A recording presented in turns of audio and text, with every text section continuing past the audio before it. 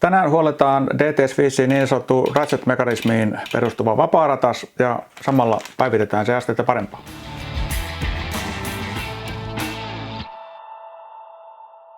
Morjesta! Ollaan aikaisemmalla videolla huollettu DTS5 kynsi-hammaskehäpariin perustuvaa vapaaratasta. Ja tässä on meillä nyt esimerkkinä tuon mun gravelipyöräni niin sanotulla tuplakiekoilla niin on semmoinen napa, missä on sitten se toinen tyyppiesimerkki, eli niin sanottu Star Ratchet-mekanismi. DTS5:ltähän on tullut, nykyään löytyy sellainenkin kuin EXP Ratchet vapaaratas, mutta katsotaan ja kaukastaan tämä Star Ratchet, että miten se eroaa tästä. DTS5 vapaaratathan purkaantuu hyvin yksinkertaisesti käytännössä ilman työkaluja, eli vaan vetämällä sitä irti tuosta navasta. Viimeksi me käytettiin siinä kiinni ollutta rataspakkaa siihen vääntöön, joka on hyvä konsti. Nyt kun sitä ei ole, niin kokeillaan ihan käsivoimin. Jos ei se lähde pelkästään vetämällä, niin tätä voi toki puristaa tätä endcappia johonkin puristimeen ja sen avulla vetää, kunhan katsoo, että siinä on tarpeeksi pehmikettä välissä, ettei niin kuin vaurioita tätä. Mutta tämän pitäisi lähteä tästä kyllä ihan näin. Endcap.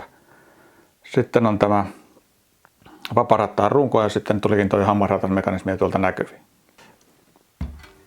Eli katsotaan tarkemmin sitten mitä sieltä löytyy, niin täällä tämän rungon sisällä on yksi tämmöinen jousi. Sitten on kaksi hammasratasta. Ja tuolla on sitten vielä yksi jousi tuolla navan päässä. Eli näissä holkeissa on tuolla sisäkehällä tommonen toispuolikas hammastus, että ne menee toiseen suuntaan, mutta ei toiseen suuntaan. Ja siinä se sitten, kun pörmissuunta on vastakkainen, niin toiseen suuntaan se antaa periksi ja toiseen suuntaan puree. Ja ne on sitten näillä jousilla kuormitettu tavallaan tämä asetelma. Ikään kuin näin. Ja millä se voima välitetään tänne, niin täällä vapaarattaan rungossa on toisella puolella hammastus ja navassa toinen hammastus. Eli jos me nyt tehdään vain tälle perushuolto, niin me puhdistetaan paikat likaisesta rasvasta ja körneistä ja voidellaan ne uudestaan ja lyödään paikalle. Mutta tässä tapauksessa tässä on nyt ajatus pistää tästä niin kuin astetta ehompi. Eli idea perustuu siihen, että mä putsaan vähän tätä kehää.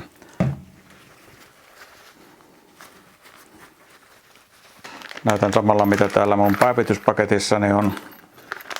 Täällä on yhdenlaista rasvaa, sitten taas kaksi tämmöistä epäkeskojousta ja nämä vastaavanlaiset hammaspyörät. Mutta jos katsoo tätä vanhaa ja uutta nyt vierekkäin, niin tässä on tämä vanha ja tässä uusi. Tässä vanhassa on 18 hammasta, tässä on 36 hammasta tässä uudessa. Sen lisäksi pikku detalji, niin tämä on niin kuin umpitavaraa tämä vanha, tämä uusi on ontto, kevennetty malli. Useampi gramma painoeroa, mutta se oleellisempi ero on tässä hammastuksessa. Eli kun näitä on 18 ja täysympyrä on 360 astetta, tarkoittaa sitä, että se kerkee niin kuin 20 astetta pahimmillaan pyörähtää ennen kuin se veto menee päälle siihen vapaarattaassa.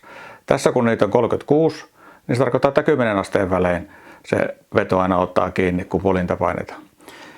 Niitä löytyy myös 24 hampaista ja 54 hampaista. Mutta idea on siis se, että se veto menee herkemmin päälle tällä tiheämmällä hammastuksella. Kuinka iso merkitys sillä on, se on sitten toinen juttu. Mutta taas tämän tiheämmän hammastuksen niin kuin huono puoli on se tavallaan, että DTS5 ilmoittaa tälle niin kuin isomman huoltotarpeen. Koska siinä on pienemmät ne pykälät, jotka sen vedon välittää, niin jos se vaikka likaantuu, niin tämä helpommin lähtee lyömään ylitteen. Eli tätä pitäisi niin kuin huoltaa taajemmin kuin harvahampaista. Ja kun mä mainittiin siitä EXP Ratchet vapaarattaasta, niin siinä on idea se, että kun tässä on niin kuin kaksi näitä rattaita ja molemmin puolin jouset painaa niitä toisiaan vasten, niin siinä onkin vain yksi hammasratas ja yksi jousi. Ja se vastahammastus onkin tuolla navassa.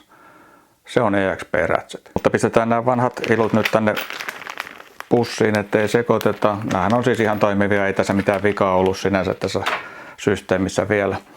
Ja sitten puhdistetaan tämä vaparirunko ja toi navanpää tästä siihen kuntoon, että voidaan laittaa uusia osia paikalleen. Eli liivotinta rättiin.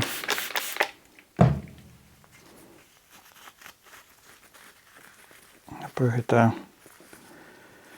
paikat puhtaaksi. On tosiaan parempi pistää se liivotin rättiin kuin tänne suihkuttaa, ettei sitten mene noihin laakereihin.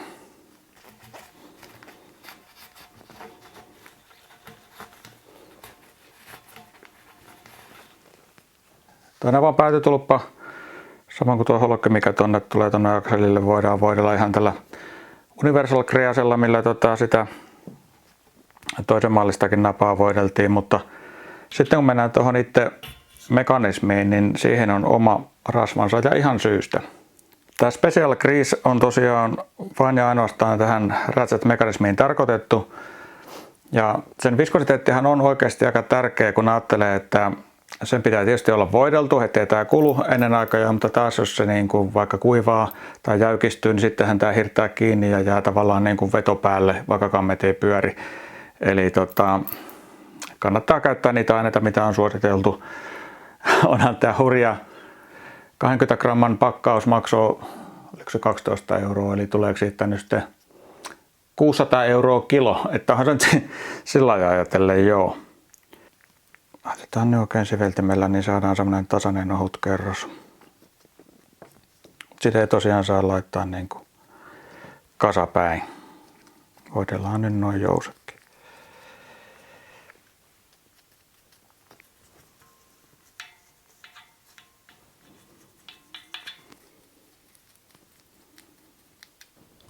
Semmoinen havainto tästä vaparista vielä, että niin kuin siinä Pavel-vapaarattaassakin, niin tässäkin on tämmöinen huullos niin kuin tiivistettä varten, mutta tässä ei ole tiivistettä ja kaikkiin näihin ei kuulukaan tiivistettä. Joihinkin kuuluu, joihinkin ei, mutta tässä on silti tämä ura. Ja se kannattaakin niin kuin rasvata hyvin, pistää siis ihan reilu kerros siihen rasvaa, niin sitten ei pääse vesi tonne mekanismin sisään niin helposti, koska siinä tosiaan ei ole mitään tiivistettä. Ja sitten kun on osat puhdistettu ja voideltu, niin voidaan ruveta pistämään niitä takaisin kasaan. Eli ensimmäisenä tulee tämä toinen kierrejousi, joka siis tulee niin kuin leveä puoli tuonne ulospäin, eli kärjet vastakkain. Sitten ensimmäinen hammaspyörä, sileä puoli napaa kohti, jotta hammastus jää tänne päin. Ja toinen sitten, että hammastukset tulee vastakkain, sileä puoli ulospäin. Ja toinen jousi kärki sisäänpäin, leveä puoli ulospäin. Siihen sitten päälle tämä vaparin runko ja end cap päätytulppa. Ja siinä se sitten onkin. Kas niin, vapari on siinä. Ja jos verrataan sitä, miten tämä toiminta nyt muuttuu, niin kun katsotaan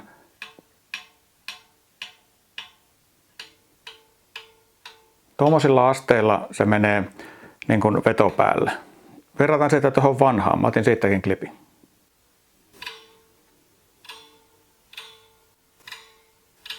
Eli suomeksi sanottuna tässä uudessa vaparissa niitä puremakohtia on nyt sitten tuplasti enempi tämän muutoksen jälkeen. Mutta tämä remontti oli tässä. Kiitos kun katsoit videon. Jos et ole vielä kanavan tilaaja, niin pistäpä nyt tilaukseen. Nähdään taas ensi viikolla. Moi moi! Löytyy muuten myös semmoinenkin päivityspaketti, millä sen aiemmin käsitellyn kynsivapaarataan voi päivittää tämmöiseksi tänään puhutuksi ratchet-vapaarattaaksi, mutta en mä tiedä, sanotaan, että tämä on kestävämpi rakenne, mutta ei mulla niiden kynsivapaareiden kanssa mitään ongelmia ole ollut.